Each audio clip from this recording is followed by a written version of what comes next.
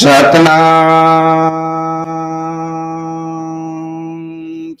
साहिबंदगी साहिबंदगी साहिबंदगी।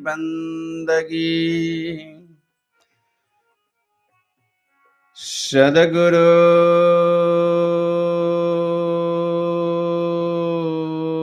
मूर्ति गति चंद्रमा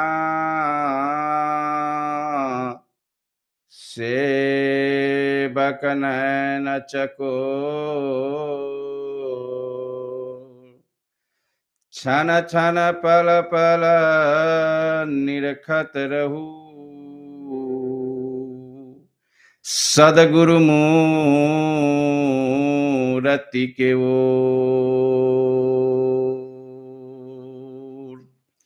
सात दीपन खंड में गुरु से बारान को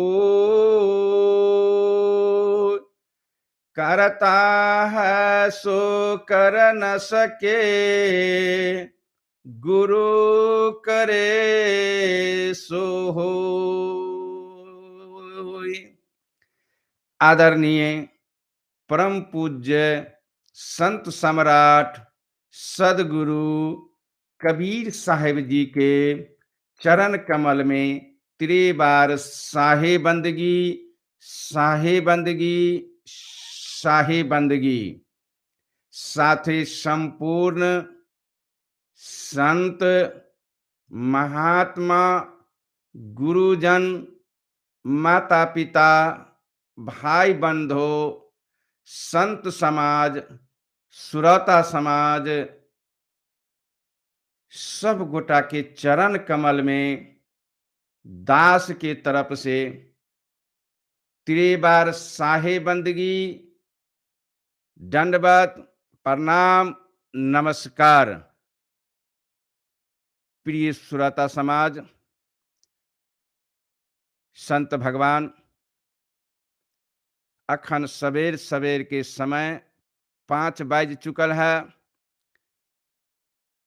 5 बजे से 6 बजे तक 1 घंटा के कार्यक्रम लक हम उपस्थित हुई छी रेडियो जनकपुर 97 मेगाहर्ट्ज पर अपने सबके सेवा में। प्रिय श्रोता समाज जेकर सपोर्ट रेडियो जनकपुर 97 मेगाहर्ट्ज के द्वारा हम सवेरे सवेरे 1 घंटा अपने सबके घर घर में पहुँच पावे छी। प्रिय श्रोता समाज ता द्वारे रेडियो जनकपुर 97 मेगाहर्ट्ज संपूर्ण परिवार के बहुत बहुत धन्यवाद और साधुवाद।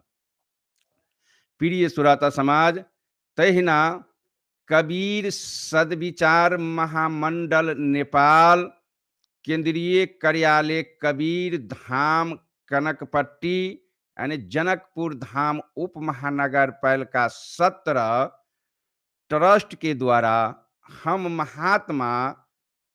हम स्वर्गीय महात्मा राजेंद्र दास राष्ट्रीय अध्यक्ष अपने सबके सेवा में उपस्थित भ गेल छी। प्रिय श्रोता समाज अब अपनहु सब बिना विलम्ब के अपन अपन स्रोत साधन के द्वारा रेडियो जनकपुर 97 मेगाहर्ट्ज पर उपस्थित भेल जाओ। प्रिय श्रोता समाज जाकि हमरा सबके एहि कार्यक्रम के नाम छे प्रिय श्रोता समाज सत्य बराबर तप नहीं झूठ बराबर पाप जाका हृदय साँच है ताका प्रभु आप।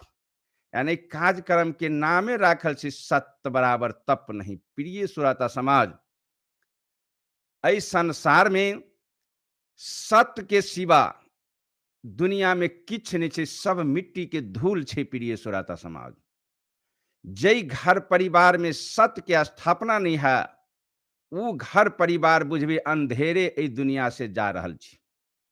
सत्य के स्थापना भ जाए तब बुझबे हम प्रकाश में छी, घर परिवार प्रकाश में छी। वही घर परिवार में परमात्मा हृदय से नमन करे छी वही घर परिवार के और हृदय से धन्यवाद दे छे परमात्मा परमेश्वर वही घर परिवार में, जय घर परिवार में सत्य के स्थापना होते प्रिय श्रोता समाज। आ जब सत्य के स्थापना होते तो वही घर से दुराचारी, फोहर वातावरण, गाली गलौजी, हत्या, हिंसा, काट खोट, बेविचार, ई सब हट जाते प्रिय श्रोता समाज। तो ई जे हटते तेकर नाम छै कुमति। आ सत्य के स्थापना जे हेतै तो इनकर नाम छै सुमति। कुमति और सुमति, यह दूटा चीज, सत और असत, यह दूटा चीज के खेला छै प्रिय श्रोता समाज। यदि परमेश्वर के खेला, परमेश्वर के चेहरा, परमेश्वर के विचार चाहे छी हम सब घर में स्थापना होए, तो कुमति रूपी कचरा के भगा दू और सुमति रूपी परमेश्वर के स्थापना करू घर परिवार में। इनका लेल कथी चाहिए? तो सत्य बराबर तप नहीं, कोनो तपस्या नहीं करे के, कोनो तपस्या नहीं, कोनो अटरम बटरम में नहीं जाके, जे घर परिवार में सत्य स्थापना हेतै वही परिवार में खुद परमेश्वर के वास भ जाय छै प्रिय श्रोता समाज। ई बात पहिनेटा बुझल जाओ। ताहि दुआरे एहि कार्यक्रम के नाम छै सत्य बराबर तप नहीं, कोनो तपस्या नहीं मूल एहिमे तुलत, कोनो तपस्या नहीं। ताहि दुआरे ई कार्यक्रम सवेरे सवेरे 1 घंटा पूरे घर परिवार के सुनबक चाही प्रिय श्रोता समाज, और सुनक चाही। आ तब कल्याण होबक चाही, तब जीव मनुष्य के धारण करक चाही सत्य के। सब घर परिवार में आवश्यकता छै। अखन के जे समय बीत रहल छै प्रिय श्रोता समाज, जेना घी में, आगि में घी द देबै तो उ धधकबेटा करते बेसी। तो अखन के जे समाज में विशेष से विशेष रूपी आगि रूपी चिनगारी उड़ि रहल छै, आ एहिमे आवश्यकता छै सत्य रूपी पानी से बुताबऽ के लेल। ई बात हम सब पहिलेटा बुझ ली। तही दुआरे कार्यक्रम के नाम छै सत्य बराबर तप नहीं प्रिय श्रोता समाज। जय दुआरे कि हम सब और ई कार्यक्रम सुन के लेल ऑनलाइन पर जे विश्व भर में सुना रहल छै प्रिय श्रोता समाज, जे काल के दिन समचिम 12,700 आदमी जे विश्व भर में जे ई कार्यक्रम सुनै छै, तै ठाम से ई ऑनलाइन पर सुनने छै, जेकर नाम छै नेपाली पात्रो। नेपाली पात्र पर रेडियो जनकपुर 97 मेगाहर्ट्ज जे सर्च करबै तो अखन प्रत्यक्ष प्रसारण अहाँ रेडियो जनकपुर 97 मेगाहर्ट्ज के द्वारा सुन सकै छी प्रिय श्रोता समाज। ताहि दुआरे दूर दराज के सुन के लेल जहाँ रेडियो नहीं पहुंच रहल हेतै, तहाँ ई ऑनलाइन से शुरुआत होइ छै प्रिय श्रोता समाज।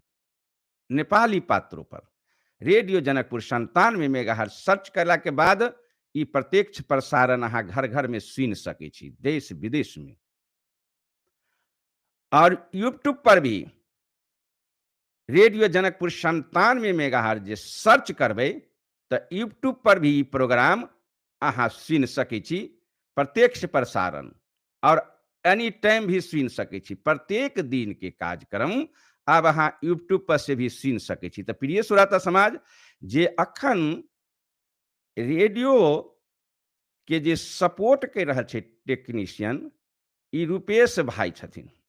ई बौआ अखन अपन मेहनत के द्वारा जे रेडियो जनकपुर 97 मेगाहर्ट्ज पर ई सपोर्ट कर रहल छथिन, हमरा सहयोगी छथिन, जे अपने सबके सेवा में मेहनत कर रहल छथिन, जे घर घर पुगाबऽ के लेल एहि कार्यक्रम के।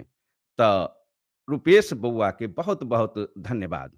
तो प्रिय श्रोता समाज, जे हम सब चाहब कि अपने सबके सुलभ से ई कार्यक्रम सुन के अवसर मिलल है, एहि अवसर के हम सब नहीं गुमाबी प्रिय श्रोता समाज। एहि अवसर के नहीं गुमाबी। बहुत मेहनत के बाद, बहुत तपस्या के बाद जतना साधारण जे हम सब हृदय से नहीं लिए एहि कार्यक्रम के प्रिय श्रोता समाज।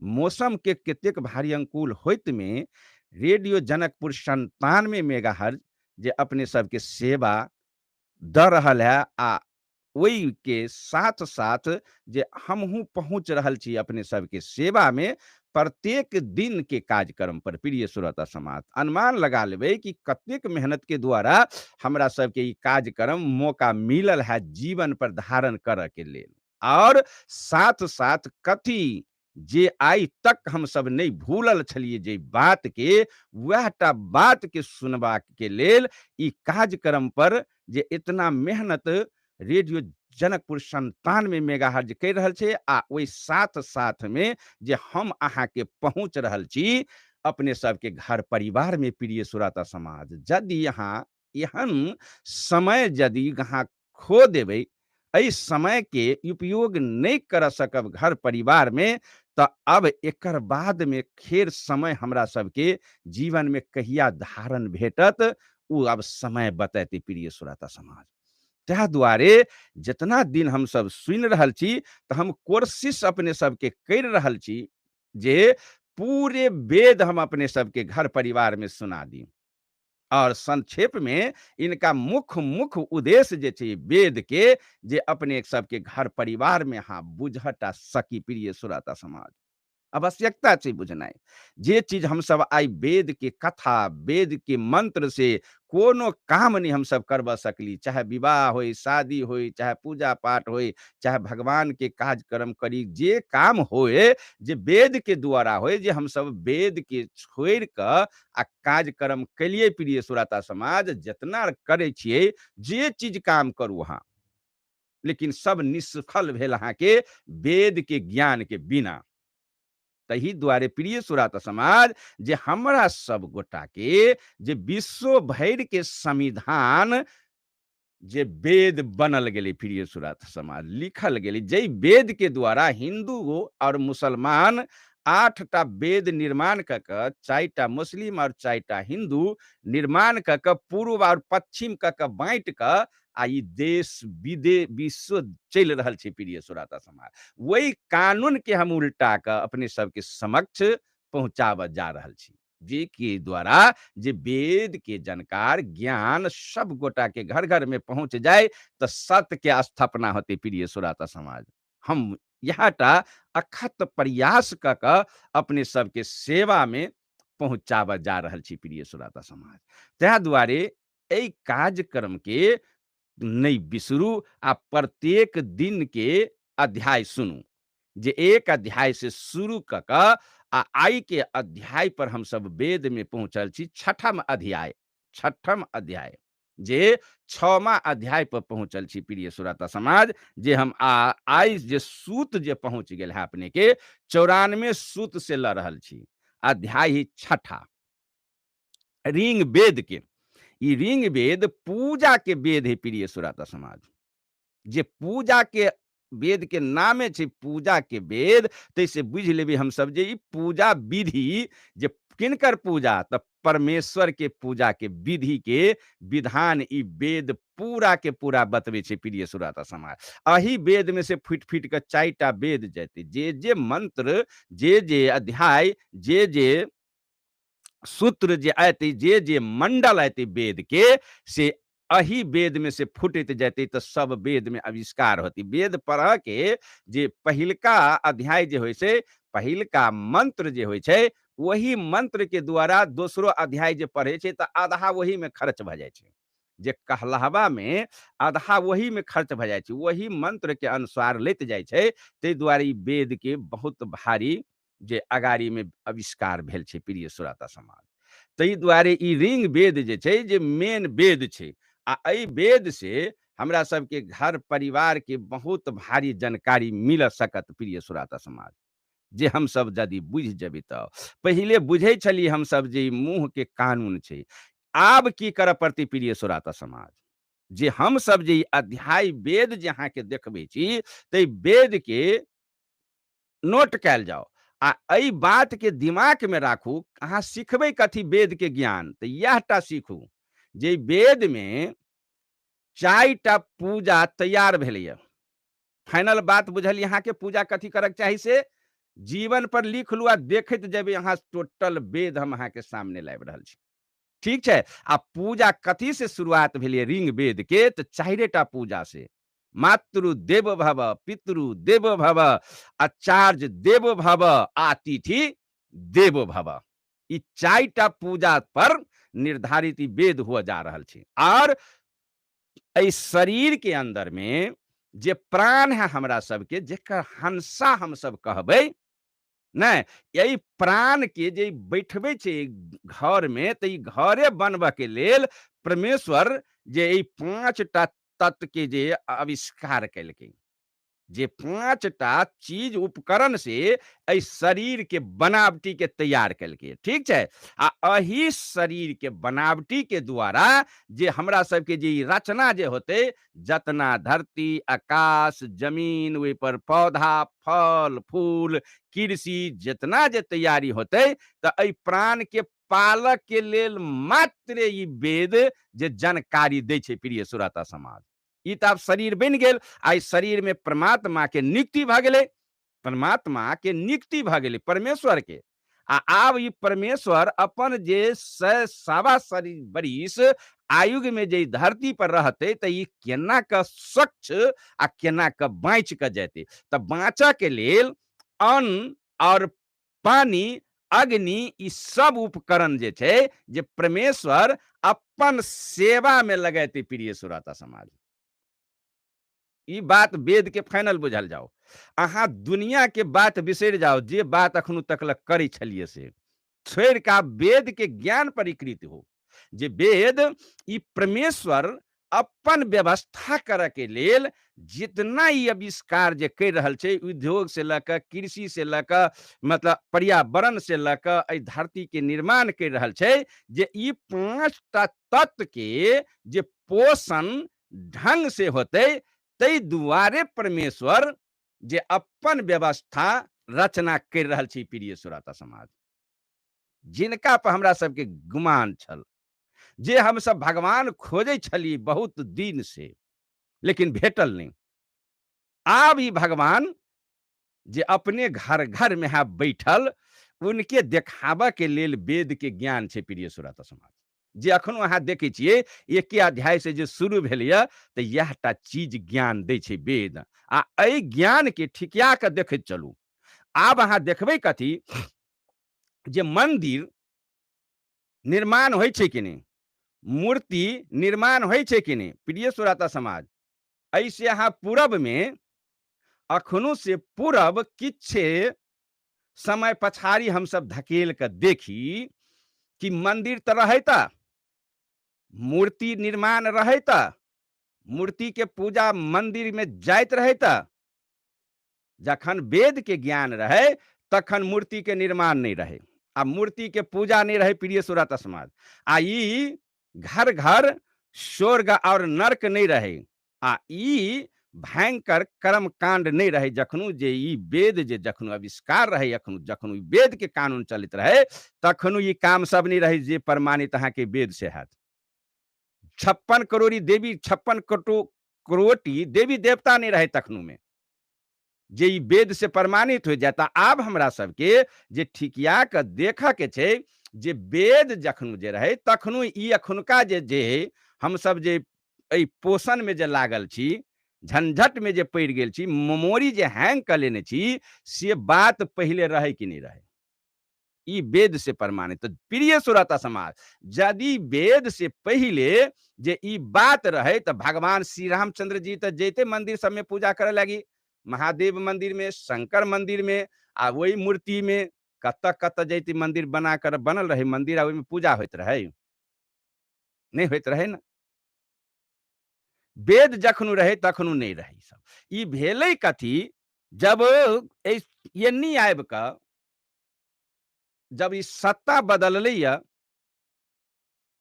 तऽ एन्नी आबि कऽ जे आविष्कार जे भेलै एहि सबके, जे बाद में आबि कऽ भेलिए प्रिय श्रोता समाज। तऽ एहि चीज के मिलबऽ के है हमरा सबके। वेद देखऽ के इएहटा कारण छै कि एहि वेद के द्वारा ई जतना रामायण छै से रामायण सब छै कि नहीं छै, जतना ई पुराण छै से छै कि नहीं छै, एहि वेद के द्वारा छै कि नहीं छै निर्माण भेल।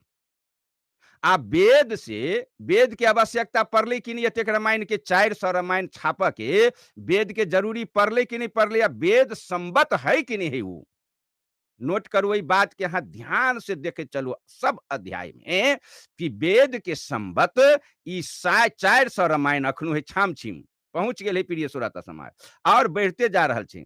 लेकिन पुराण जे छै, जे उप पुराण लगा के 18 पुराण के बदला कईयन पुराण बीत गेल छै, लेकिन ई वेद के संबत छै कि नहीं छै? वेद कहि रहल छै कि नहीं ओहि पुराण सबके? वही वेद कहि रहल छै कि नहीं कहि रहल छै वही रामायण सबके? आब वेद में जे उ पूजा सब छै कि नहीं छै, जे पूजा में हम सब लागल छी, आ नहीं छै तो ई अंतिम लड़ाई में फैसला होत। अखनो तो शुरुआत है वेद के, अंतिम तक ल सुनते जाओ जे कोन सूत्र पर, कोन अध्याय में, आ कोन मंत्र में, आ कोन मंडल में वेद के जे ई बात सब छै लिखल कि नहीं। प्रिय श्रोता समाज, जइया ठेकत तैया हम अहाँके जहिना के तहिना प्रसारण करब, लेकिन अहाँ सबके बुझऽ के बात छै ई। आ नहीं छै त कतेक दूर अंधकार में हम सब धकला गेल छी। जब वेद जे समाप्त होत 45 अध्याय, तब अहाँके महसूस भ जायत जे हम सब कतऽ धोखा खा गेल छी। ईटा चीज के लागी जे वेद के ज्ञान हम सब अपने सबके सेवा में लेने छी प्रिय श्रोता समाज।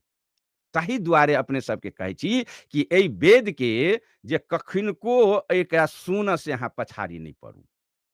ई वेद जे नहीं हम पढ़ै छी से बात नहीं, वेद के समक्ष राख के हम ई अहाँ के प्रसारण कर रहल छी।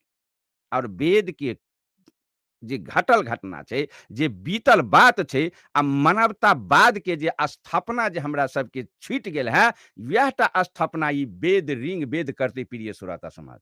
जे संविधान है हिंदू धर्म के, और कानून बन गेल छै सगतोर पूरे दुनिया में, जे 8टा वेद के संविधान बनल छै।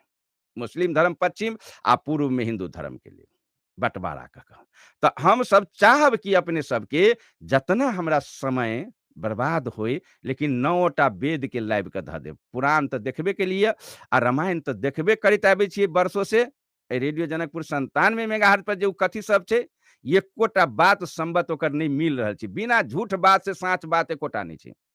साँच बात जे मानू होते 12 आना होते साँच बात, झूठ बात तो 4 आना साँच बात होती। वही पुराण तुरान सब में, वही रामायण में देखलिए हम सब निकाल कर। अखिनको देख सकै छी अहाँ, कोनो रामायण अहाँ के सुरक्षित नहीं है, कोनो पुराण अहाँ के सुरक्षित नहीं है। तो प्रिय श्रोता समाज, धोखा में पड़ना कोनो जरूरी रहे ई बात के? कोनो हम सब सिस्टम में एकरा जरूरी रहे हम सब धोखा में पड़े के लेल? 4टा यदि पूजा से हमरा कल्याण है, परमेश्वर के गोद में हम सब पहुंच जा सकै छी, भगवान के शरण में जा सकै छी, तो फिर इतना अटरम बटरम लाद के मेमोरी हैंग करे के कोनो बात छलै? त कोनो बात नहीं छलै प्रिय श्रोता समाज। यह वेद सब अहाँ के प्रमाणित करैत जायत। संस्कार के विषय एते अहाँ देखैत जेबै। हम अखनो कहब, आप देखियो ना, संस्कारों के विषय एते सूत्र मंडल पर, जे संस्कार केहन होबक चाही, संस्कार जे केहन होबक चाही, और मृत्यु के बाद में एहि शरीर के कथी कथी करक चाही, केना के इनका कथी करक चाही, एही भीतर में चलि अयतै वेद के कानून पर प्रिय श्रोता समाज। एहि दुआरे कि हम सब भरम में जे पड़ि गेल छी, ताहि दुआरे वेद के ज्ञान से हम सब भरम के हटाबी। तो प्रिय श्रोता समाज, हम सब आब आई जे हम सब अपने के ई ल रहल छियै 6ठा अध्याय, और 94 सूत्र पर, आ 14 मंडल वेद के, जे पहिने अध्याय ल से लका 6ठम तक ल में 14 मंडल वेद के मंडल नंबर 14 तक ल समाप्त भेलै। और 6ठे अध्याय के शुरुआत भेलै 94 सूत्र से, 94 सूत्र से, और 6ठे अध्याय से। 94 सूत्र पर और 6ठे अध्याय में परमेश्वर जे कहि रहल छै कथी, परमेश्वर कहि रहल छै कथी हमरा सबके, जे एहि में जे प्राण जे छै तिनका विषय में की कहि रहल छै परमेश्वर। परमेश्वर जेना हमरा सबके माय जे होइ छै, आ बच्चा के दूध पिला क आ पोषण पाषण भरपूर जे करे छै, हमरा सबके करे छै ने माता, सारा निगरानी करे छै ने बच्चा के, तऽ सृष्टि के जड़ि भेलै माँ, जे एहि संसार के भरण पोषण आ हेर चेख कऽ आ हमरा सबके बचा कऽ निकालि दै छै, सेवा करऽ वाला माँ। जेनाहिते दूध पिला कऽ बच्चा के जे पोषण पालन में जे भरपूर अपन जीवन लगा दै छै, तही प्रकार से परमेश्वर एहि सृष्टि के रचना में खर्च कऽ आ हमरा सबके भरण पोषण के लिए पूरा के पूरा अपन ताकत लगा दै छै। ई परमेश्वर माय के तुलना और अपन तुलना जे करै छै 6ठम अध्याय में, वेद, ऋग वेद, जे दुनू के तुलना बराबर, अपना बराबर में तुलना परमेश्वर कहि रहल छै, माँ के तुलना के बराबर में। जेहने माँ सृष्टि पर आबि कऽ ई पैदा करैए हमरा सबके आ पूरा अपन जीवन योगदान लगा दै छै सेवा में आ बचा कऽ हमरा सबके निकालै छै, तही प्रकार से परमेश्वर ई सारा जीव के, मनुष्य लगायत जितना जीव जे छै, एहि सब में परमेश्वर के रूप अपन पैस कऽ आ सारा मनुष्य के पूरा जीव जंतु के अपन पूरा ताकत लगा कऽ भरण पोषण के लिए भरपूर अपन लगाबै छै मेहनत। एही मेहनत के लगबऽ के लेल तऽ पर्यावरण कैला चाही। कथी करबै ओहि लऽ कऽ कहू तऽ? पर्यावरण कैला चाही तऽ पर्यावरण के व्यवस्था जे परमेश्वर केलकै, जे एहि मनुष्य के भरण पोषण करऽ के लेल। आ पर्यावरण में सारा फल फूल गाछ वृक्ष, लकड़ी नहीं रहते तो जलावन केना के होते, फल फूल नहीं होते तो शरीर में प्रोटीन भरपूर पोषण पालन केना एहिमे पहुंचते। तही कारण वह चीज के लागी तो पर्यावरण के व्यवस्था मिलल कि धरती के जमा कर धरती पर पर्यावरण के व्यवस्था कल की कथी द्वारा, तो वर्षा के जे पानी होइ छै, वही पानी में बीज अबै छै। प्रिय श्रोता समाज, जे परमेश्वर कहि रहल छै, ऋग वेद कहि रहल छै ओहि बात के, आ वही के द्वारा पर्यावरण के व्यवस्था होते। तो पर्यावरण में जे उ चिन्हाइयो देलकै ये सब चीज के, परमेश्वर जे वेद के द्वारा चिन्हाइयो देलकै जे कोन आम होते, कोन लताम होते, कोन कटहर होते, कोन फल खाय वाला छै, कोन फल नहीं खाय वाला छै, कोन फल के लक्ष्यबा कैल जाय, कोन के नहीं कैल जाय। ई सारा टा ज्ञान जे परमेश्वर अपन लागू केलकै अहाँ के किनका लेल, तऽ प्राण के रक्षा करऽ के लेल। किनका रक्षा करऽ के लेल? प्राण के। आ प्राण जे छै हमरा अहाँ के शरीर में, जे वह टा परमेश्वर के रचिता जे अपने रूप है सब में बांट कर देने, एके रंग, कोनो फर्क नहीं छै। प्रिय आग जेना बड़का हो आ छोटका हो, शक्ति अपन नहीं बुझ सकते, लेकिन आग आगे होते। पानी चाहे नमहर समुद्र हो चाहे गंगा हो, लेकिन पानी पानिए होइ छै। पानी में जे डांग मारबै तऽ फेर पानी में मिल जेतै। तेनाहिते ई प्राण जे छै परमेश्वर के साथ साथ ई अलग अलग हमरा सबके बुझा रहल है, लेकिन है नहीं। प्रिय श्रोता समाज, सबहे में एकेटा चीज छै, परमेश्वर। सब में छै परमेश्वर। तही दुआरे ईश्वर अंश जीव अविनाशी, देखे छी गोस्वामी जी रहे, कोनो कोनो बात बहुत निको छै रामायणों में लिखने रहे, आ वो वेदे के अंश में कतौ से फेंकल छै। प्रिय श्रोता समाज, जे अविनाशी अंश एहि सब में छै यहाँ के, टोटल जीव में छै यहाँ के अंश। किनकर अंश? तो परमेश्वर के अंश छै यहाँ के।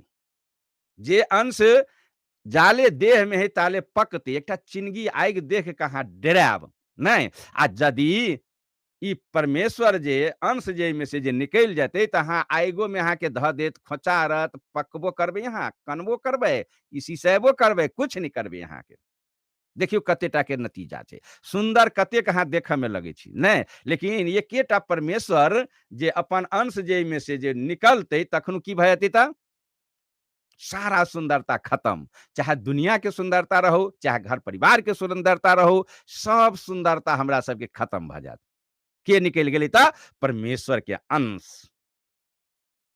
ठीक छै, जेना धुआं होते आग में से, तो आग के धुआं जे सब जाकर बुझाइत बादल में मिल गेलै, आ बादल के रंग में मिल जाए छै कि नहीं, तेनाहिते परमेश्वर के अंश जे छै एहि शरीर से छूटि कऽ आ फेर अपना बादल स्वरूपी अंतरिक्ष में जाकर मिलऽ चाहे छै प्रिय श्रोता समाज।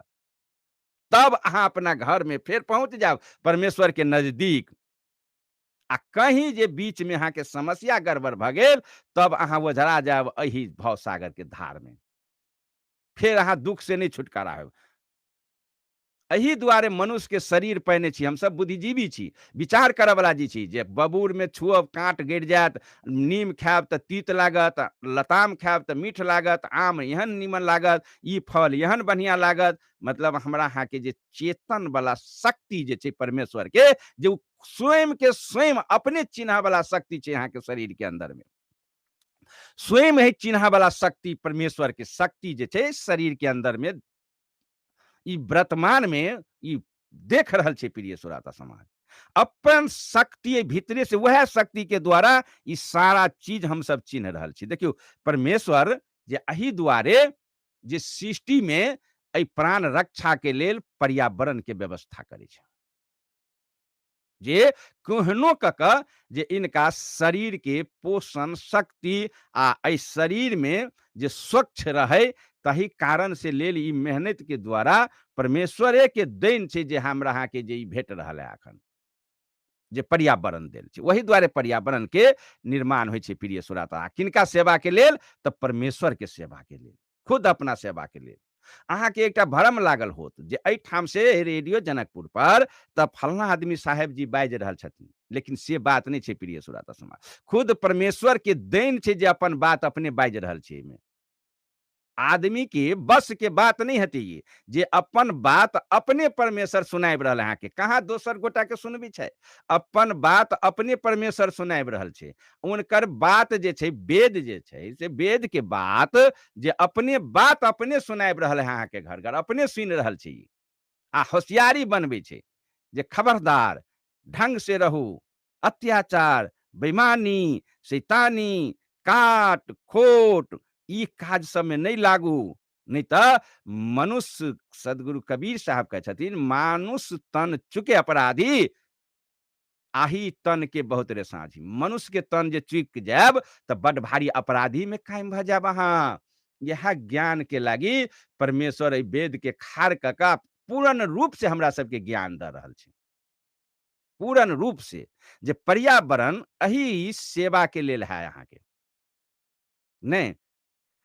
और जितना कृषि के काम जे भेल छै, आ हम सब कृषि जे कर रहल छी, अनाज के उत्पन्न, खेती में जोर लगाबि रहल छी, साग सब्जी एनहर का जतना जे ई सामान जे हम सब धरती में से जे निकाले छियै, तऽ ई परमेश्वर यहटा चीज देने छै हमरा अहाँ के, चिन्ह के शक्ति भी देने छै।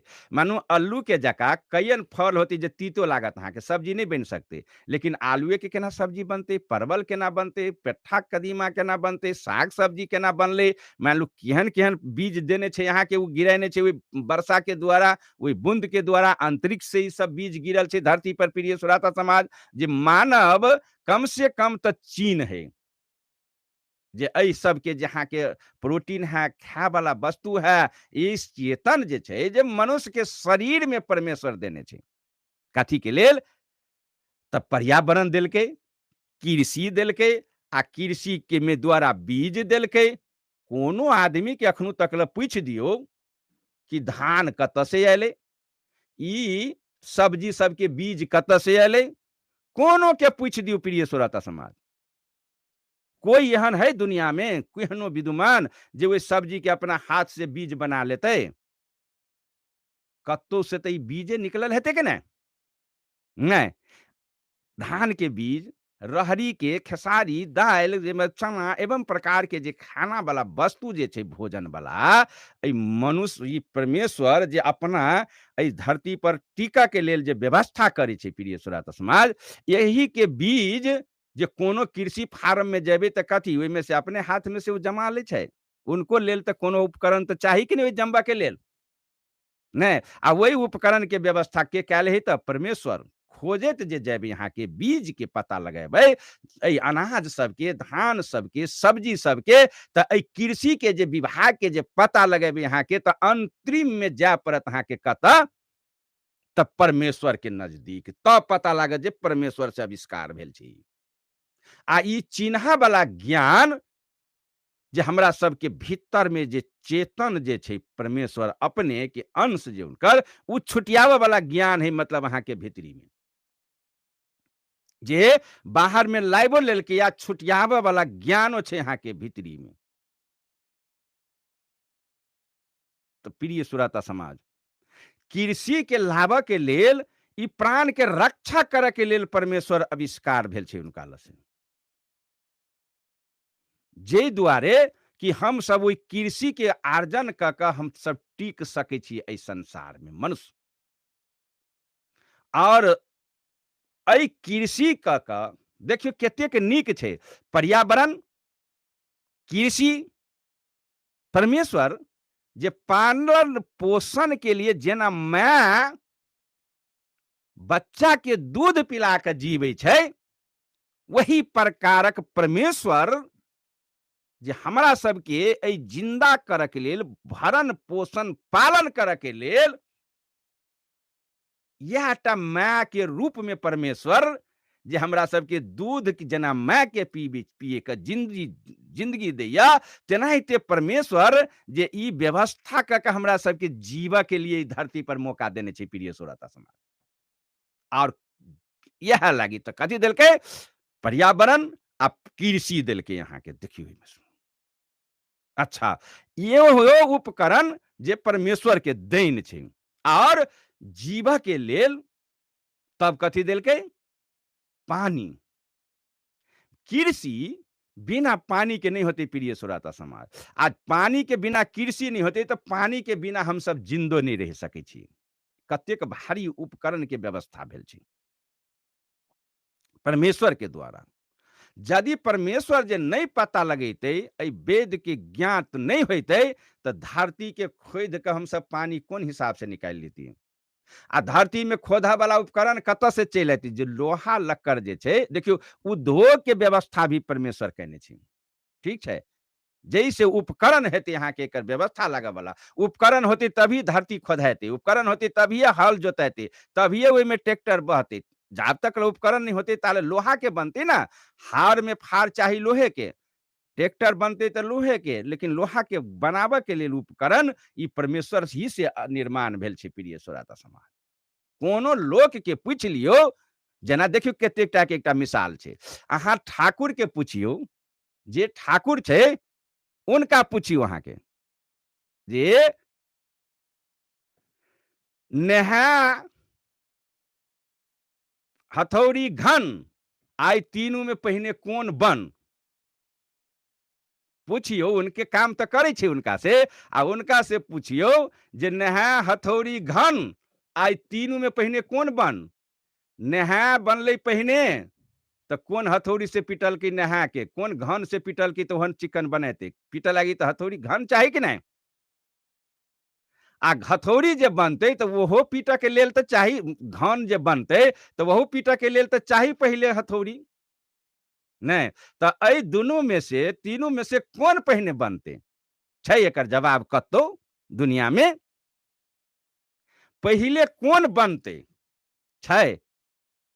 लोहा तो छले प्रिय श्रोता समाज, यही दुआरे कि परमेश्वर के निर्माण कैल छे यहाँ के। ई फिर कभी विश्वकर्मा दिल के से नहीं, विश्वकर्मा के एक दिन हम बाप माय के सबके कथा निकाल के था, विश्वकर्मा के रहे, कौन जाइत रहे, अहाँ के केना भगेली विश्वकर्मा, विश्वकर्मा के फेरी में नहीं जाओ। विश्वकर्मा के तो उपकरण देत के तभी ना विश्वकर्मा बना लेते, लेकिन उपकरण कत से अली, वो परमेश्वर के दरबार से।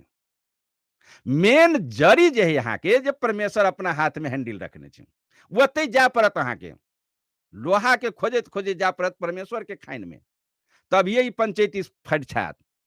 चलू तेकर बाद में यहाँ के कृषि आ उपकरण जे छे यहाँ के, जे मेटेरियल, इनकर जड़ परमेश्वर अपने ला रखने छे, जे हमरा यहाँ के पता नहीं लागत। देखलिए जेनाहिते नेहा घन आइ दुएटा में बुझियो ना कौन बन, हथौड़ी ओकरे कहबे, नेहा आ घन आइ दुनू में कौन बन, तो जखुन के इनका पता लगबैत लगबैत जेबै तो परमेश्वर के दरबार में जा पड़त अहाँ के, तब ये पंचैती होत नहीं तो कोई पंच पंचैती नहीं कर देत, कोनो पंच नहीं। आ पंचैती कह देबै तो काल्हि शनिवार है, कहीं फोन पर कह देब जे हम एना कर देब, एना के बना देबै, ओतै जा पड़त परमेश्वर के। ई ज्ञान दऽ रहल छै वेद, जे परमेश्वर के घर में अहाँ के पहुँचऽ पड़त बुझऽ के लेल, हर चीज के बुझऽ के लेल। तो प्रिय श्रोता समाज, कृषि और हमरा सबके पर्यावरण जीवऽ के लेल अच्छा, आ एहि ज्ञान जे छै हमरा अहाँके अखन जे हम वेद पढ़ि रहल छियै, तऽ शिक्षा, ई शिक्षा के ज्ञान जे छै, जे परमेश्वर ही से आविष्कार भेल छै प्रिय श्रोता समाज, परमेश्वर से आविष्कार भेल छै। शिक्षा के ज्ञान कतऽ से भेलैया? तऽ परमेश्वर से। आब हम अहाँ जे जीबै तऽ जी जे गेलियै तऽ पर्यावरण, फल फूल, पुष्टि कऽ कऽ, भोजन कृषि कऽ कऽ तऽ जियऽ लागब, ठीक छै। आ जब जियऽ लागब तब कथी चाही हमरा सबके? शिक्षा के ज्ञान चाही। तऽ चिन्हबै केना ई पर्यावरण समान सबके? एकरा लेल तऽ कोनो ज्ञानी चाही कि नहि चाही? शिक्षा में जब ज्ञानिये चाही तभी ना अखनो बौआ सबके जे पढ़बै छै तभी ने मास्टर डॉक्टर इंजीनियर बनै छै। तो पढ़बऽ वाला तऽ चाही कि नहीं चाही शिक्षा में? नहीं, मास्टर चाही कि नहीं चाही पहले, तब ना विद्यार्थी पढ़तै। अच्छा, आब एकटा चीज देखियौ, परमेश्वर तही दुआरे ई वेद वाला ज्ञानी के नाम सभापति कहै छै यहाँ के वेद में, ऋग वेद। कथी कहै छै हुनका? हम अहाँ अखनो विद्यार्थी पढ़बऽ वाला के मास्टर साहब कहै छियै, आ ई ऋग वेद जे छै अपने के सभापति कहि रहल छै यहाँ के। जे ओहन सभापति होबक चाही, केहन? जे एहि वेद, परमेश्वर कहि रहल छै जे ई वेद के ज्ञान पढ़ि कऽ आ ओहि विद्यार्थी के पढ़ाबै, उनकर नाम छै सभापति। जे उ सभापति ओहन होय जे एहि वेद के ज्ञान द के या शिक्षा दे, मतलब अहाँ के सब मनुष्य के पास में चिन्हाबऽ वाला। एहि दुआरे तब ललकै कथी अहाँ के परमेश्वर? तब चाही कथी अहाँ के? शिक्षा चाही। शिक्षा, यह तक शिक्षा यदि नहीं रहती अखनो तो ई वेद पढ़ल नहीं जेतै। अच्छा, आब एहि शिक्षा के लागी हम सब कनी स्वर और व्यंजन के तरफ में चली। आब अहाँ कहबै जे हम ही छी मास्टर तऽ पढ़ा दै छियै, तऽ बच्चा पढ़ि लै छै, हम ही छी गुरुजी तऽ पढ़ा दै छी। तऽ आब देखैत जइयौ तऽ ओ गुरुजी कतऽ पढ़लकै, पुछियौ ओहि गुरुजी के अहाँ कतऽ पढ़लियै, तऽ हम ओहि गुरुजी ला, ओहि गुरुजी से पुछियौ अहाँ कतऽ पढ़लियै, तऽ सबके पूछैत जइयौ तऽ आब अहाँ के कतऽ चलि जेतै ओ, नहीं। अच्छा, आब वही पढ़ाई में हम अहाँ कनी स्वर और व्यंजन के ज्ञान लली। जै शिक्षक के स्वर और व्यंजन के ज्ञान नहीं होते तो वो शिक्षक भइए नहीं सकते प्रिय श्रोता समाज। अब हम सब स्वर और व्यंजन में लली, तो स्वर और व्यंजन में य और क, ई दूटा खड़ा होइ छै। तो पहिले स्वर की व्यंजन, पहिले स्वर की व्यंजन, स्वर में क, स्वर और व्यंजन दुनू में क और अ, ठीक छै। तो इनका कहै छै स्वर और व्यंजन के ज्ञान। तो आब एकटा चीज कहू, एहि दुनिया के बात ललू, विश्व के ज्ञानी ललू अहाँ, एही दुआरे ज्ञानी फैल भऽ जाइ छै किनका लेल? तऽ परमेश्वर लग। परमेश्वर के ज्ञान में, जे गॉड के ज्ञान में सबटा फैल भऽ जाइ छै अहाँ के केहनो विद्वान। आब अहाँ एकटा चीज के बुझ लियौ, जे स्वर और व्यंजन, ई क और अ, आ कनि नहियो बुझने छलियै तऽ फरिसा के बुझब, शिक्षकों के काम छै कि बुझ के स्वर और व्यंजन। तो क और अ। अच्छा, प्रिय श्रोता समाज, अहाँ स्वरे में जेबै पहिने, तऽ व्यंजने में जेबै अहाँ अ कहबै, तऽ ई अ कहऽ वाला के रहे? आ चाहे व्यंजन में जेबै अहाँ के तऽ क कहऽ वाला के रहे? एकटा चीज कहू तऽ। अच्छा, क से हम सब पर शुरुआत भेलै अ से, आ क ल से आविष्कार भेलै, ठीक छै, स्वर व्यंजन। तऽ एकटा चीज कहू जे क, एहि दुनिया के कोन एहन विद्वान रहे जे पहिने क लिखलकै? तो हम सब आई पढ़ाई शुरू पढ़ के शुरू केलिए है तो अ से, लेकिन हम अहाँ के क से शुरुआत पूछे छी। कोनो शिक्षक के कह दियौ काल्हि टेलीफोन पर जवाब दिया, जे क के पहिने लिखलक, तेकर गते मिति तिथि आ वही आदमी के नाम सहित पेश कर दिए लागी रेडियो जनकपुर 97 मेगाहर्ट्ज पर, ठीक छै। ई नोट क के राखू। कोनो शिक्षक जे कह दिए ओहि शिक्षक के नाम, गत्ते, मिति, तिथि उ सब लिखे प्रमाणित के साथ जे ई आदमी पहिने क कहलकै त हम सब कह लगलिए क अयलै कत से, पहिले कहलकै के क, आब वही क के यदि जे पता लगाबऽ चलबै हम सब त आइ एकेटा बात बुझलू कि ज्ञान वेद वाला ज्ञान अहाँ के चाहबे टा करी, परमेश्वर वाला ज्ञान चाही अहाँ के, तब ओकर बात बुझ सकबै।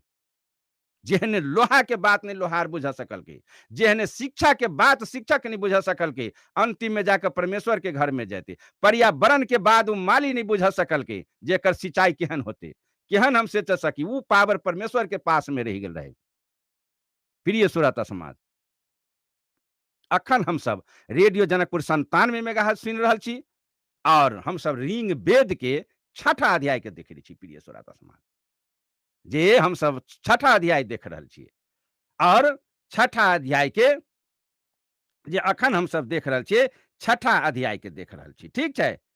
और 6ठा अध्याय में जे हम सब 96 सूत्र से देख रहल छी। तो प्रिय श्रोता समाज, कृषि शिक्षा ई परमेश्वर के दैन के लक ई निर्माण कर रहल छी अहाँ के भौतिक व्यवस्था, आ सब चीज के जे अंतिम में जाब अहाँ के तो अ दुनिया में कोई बिना परमेश्वर के बिना पंचायती नहीं कर सकती। बीज के पता नहीं लगाब सकबी, हाँ लोहा के उपकरण के अहाँ के पता नहीं लगाब सकबी, शिक्षक अहाँ के स्वर व्यंजन के पता लगा के अंतिम ते सब विद्वान पता लगा लेलकै, लेकिन कहियो बात के निकाल के लाबे के लेल गत्ते मिति सहिते हेतै। अही दुआरे मेन पॉइंट जे छै से परमेश्वर ल राखल छै अहाँ के, किनका ल त गॉड के पास में, आ गॉड के पासे में वह चीज राखल छै शक्ति। अब जेना अहाँ मानू भौतिक उपकरण सब चीज अहाँ बना देलिए, ठीक छै, देखियो अहाँ के कतेटा साधन परमेश्वर के घर में छै। वेद के ज्ञान हम सब ल रहल छी प्रिय श्रोता समाज, वेद के ज्ञान अपने सबके नेपाल में बहुत भारी विद्वान रहे खप्तर स्वामी, जे कनी दिन 2-4 साल 5 साल पहले ओकर खत्म भेलै, आ खप्तर पहाड़ पर अखनो खप्तर स्वामी के मंदिर ही राखल, जे राजा वीरेंद्र जाय छले यहाँ के पले अथी से दर्शन करे के लेल खप्तर स्वामी के। खप्तर स्वामी अपने नेपाल के, ठीक छै, खप्तर स्वामी नेपाल के, जे राजा वीरेंद्र पहले राजा सब जाय छले यहाँ के दर्शन करे के लेल पहाड़ पर, अखनो है मंदिर अखनो मंदिर है राखल, अखनो है मंदिर छिते खप्तर स्वामी के। आ खप्तर स्वामी जे एकटा विचार विज्ञान नाम के पुस्तक छपने छै, विचार विज्ञान जे छै अहाँ के जे नाम से जे काठमांडू में पबै छै अखनो पुस्तक प्रिय श्रोता समाज, ई खप्तर स्वामी के लेख छै। महाभारी संत छल विद्वान नेपाले के खप्तर स्वामी, जे हेलीकॉप्टर से राजा रानी सब दर्शन करे जाय छले खप्तर स्वामी के, कमे दिन भेले मरला, कोनो खास बेसी दिन नहीं। उनकर लिखल छै खप्तर स्वामी के विचार विज्ञान, आ विचार विज्ञान में जे दुनू तरफ से होइ छै, संत अपन पक्ष रखे छै आ विद्वान अपन पक्ष रखे छै, ठीक छै। तो विद्वान पूछ रहल छै जे संत से, हम विचार विज्ञान के बात करै छी अखन, जे संत पूछ रहल छै, प्रश्न करे छै संत से विद्वान, जे प्रभु आप तो बहुत भारी महान संत है, तो हम सब जे छियै विद्वान तो हजारों मन लोहा के उड़ा के ओहिमे हजारों आदमी के बैठा के उड़ा के देश विदेश में पहुंचा दै छी, लेकिन अपने जे संत छियै तो 17 किलो के साइकिल के वजन होइ छै, चाहे 30 किलो 25 किलो, तो वही साइकिले के कनी अपने उड़ा के देखा दियो। के प्रश्न करे छै प्रिय श्रोता समाज, विचार विज्ञान के बात हम कह रहल छी, कोनो ई लावा दुआ के नहीं। हम ये विचार विज्ञान पुस्तक उपलब्ध क के रखने छली प्रिय श्रोता समाज, लेकिन एही से कनी दिन पहिने एकटा संते ओहि पुस्तक के गुमा देलकै, लेकिन भेट रहल छै अखन को काठमांडू में कोनो ठाम छापाखाना में भेटे छै अहाँ के पुस्तक के दुकान में विचार विज्ञान। तो खप्तर स्वामी से ये प्रश्न करे छै अहाँ के विद्वान, जे अहाँ एकटा साइकिले के उड़ा के देखा दियो। तो खप्तर स्वामी कह रहल छै ओहि विद्वान से कि एकटा बात अहाँ सुनू, कि सारा दुनिया के जतेक उपकरण जे छै जते उपकरण जे छै दुनिया के, कोन फैक्ट्री से जतेक लोहा लक्कड़ स्टील, जतेक अहाँके प्लास्टिक सलास्टिक, जतेक चीज जे है यहाँ के आ पुराना जे भऽ जाइ छै, तऽ अहाँ ओकरा ढालि कऽ नया बनबऽ के ताकत अहाँके पास में। वह विज्ञान पूछे छै दूटा प्रश्न खप्तर स्वामी से। ओना प्रश्न बहुते छै, हम अहाँके मेने चीज बता दै छी। तऽ ऊ पूछलकै जे सारा दुनिया के वस्तु के जे गला के हम सब नया जीवन दऽ दै छी, के कहै छै? ई विद्यमान। जतना प्लास्टिक जे कचरा जे छै सब ओकरा गला के लोहा के लोहा, प्लास्टिक के प्लास्टिक, जेना कचरा सबके हमसब फैक्ट्री बना के नया जीवन दऽ कऽ ओकरा जे जनता के दऽ दै छी सेवा में। लेकिन अहाँ भूते की होइया, अहाँ की कर सकबै? तऽ खप्तर स्वामी पूछे छै विद्यमान से कि एकटा चीज कहू, सारा लोहा लक्कड़ जल गला के उपकरण के सरिया के नया जीवन देवे के लिए अहाँ के पास में ताकत है, चलू तऽ धन्यवाद। लेकिन एकटा चीज कहू, जे ई मनुष्य जे छै शरीर, जब ई शरीर जे पुराना भऽ जाइ छै तऽ एकरा ढालि कहाँ नया बना दियौ ने। के कहै छै प्रिय श्रोता समाज? खप्तर स्वामी कहि रहल छै विद्यमान से। आब तऽ मुंह बंद होइ छै खप्तर स्वामी के वचन, आब तऽ प्रश्न सुनि के विद्यमान के तऽ फफड़ा सुखऽ लगलै। यदि सबके ताकत अहाँ के पास में भऽ गेल नया जीवन देबऽ के लेल, तऽ अहाँ एकटा चीज करू, एहि आदमी के जे शरीर बूढ़ा भऽ जाए तकरा छौड़ा बना दियौ, अहाँ ढालू अहू के। तब कहि रहल छै विद्यमान खप्तर स्वामी से हाथ जोड़ के, प्रभु ई सत्ता हमरा पास में बाकी रह गेल है कि हम ई सत्ता के नहीं लाबऽ सकबै। माफी मांगे छी विद्यमान खप्तर स्वामी से, संत से। प्रिय श्रोता समाज, विचार विज्ञान संत के लिखल छै, पढ़ू। बहुत प्रश्न उत्तर छै ओहिमे, ज्ञान भेट जायत जे परमेश्वर के ज्ञान कोन छै, वेद के ज्ञान कोन छै। पढ़बै नहीं तऽ अहाँ बुझबै केना? ज्ञान देखियौ ने अहाँके ओहिमे पढ़ि कऽ पता लागत जे एहिमे कतेक साधन। परमेश्वर अंतिम में अहाँके हैंडल कतऽ है? वो परमेश्वर खुद अपना हाथ में हैंडल रखने, जे मनुष्य के नया जीवन देवे के ताकत परमेश्वर के पास में छै। आइ तक ल कोनो विद्यमान शरीर के ढालि कऽ अहाँ गाल फुला लू, देह के बना लू, अहाँ मुंह के फुलवा लू, मांस के ओकरा हरा भरा बुढ़वा के कनि बना दियौ छौड़ा जका, लेकिन अहाँ के समय से चलि जाए बेटा करत। राजा सबके देखियौ, बड़का महाराजा सबके देखियौ, देह के कतबो सजबै छै। हीरो सबके देखियौ, अहाँ के नया नया देह के कहै छै कैस कैस के बनाबी, लेकिन समय से चौपट भऽ जाइ छै। कैला तऽ भीतरे से एहन एनर्जी ओकरा जे खत्म होती, कतबो करती तऽ ओ रह नहीं सकते। नहीं तऽ ई सत्ता छै परमेश्वर ल। प्रिय श्रोता समाज, परमेश्वर के साथ में जे ई सत्ता पहुंच गेल छै। तेनाहिते ई उपकरण परमेश्वर निर्माण करे छै, लेकिन मेन हैंडिंग अपने हाथ में रख के कर रहल छै। प्रिय श्रोता समाज, मेन जे छै जे परमेश्वर अपने हाथ से ही संचालन करे छै, जे हमरा सबके बस से फाजुल चलि जायत। यदि हम सब खोजैत खोजैत जे जेबै, अही खोजऽ के लेल ई वेद छापल गेल छै। प्रिय श्रोता समाज, अखन हम सब ऋग वेद पढ़ि रहल छी रेडियो जनकपुर 97 मेगाहर्ट्ज पर, जे देख रहल छी जे ऋग वेद के ज्ञान की होइ छै से।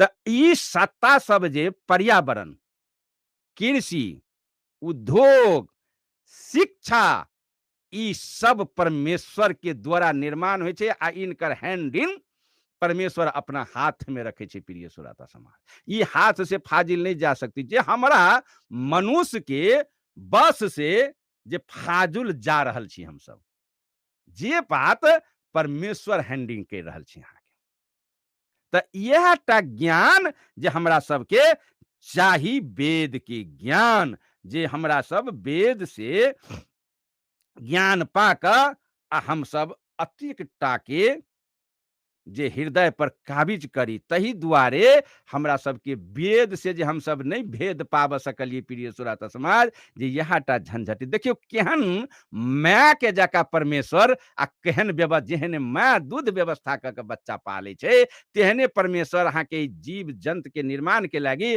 आ ई सब उपकरण देने छै, आ मेन हैंडिंग छै अपना हाथ में रखने। बिना परमेश्वर के बदला कोई पता नहीं लागत। ते दुआरे प्रिय श्रोता समाज, हम सब समय से बांधल छी, और समय हमरा सबके जा लागल।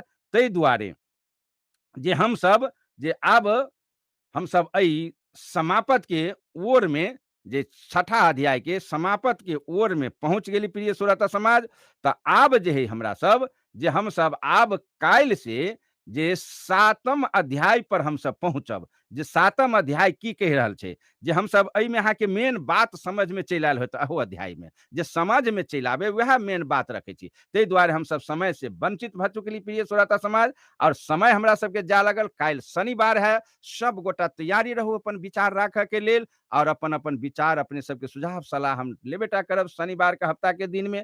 ताहि दुआरे अपने सबसे आब विदा के हमरा सेहो समय भ गेल प्रिय श्रोता समाज। 1 घंटा के कार्यक्रम पर एकटा हम सब खत्म करै छी, तऽ अपने सबके नजदीक से सेवा से हम आब अपने विदा हुआ चाहब। जे सतनाम, साहे बंदगी, दंडवत प्रणाम, नमस्कार। सुनते रहे रेडियो जनकपुर 97 मेगाहर्ट्ज पर। साहेब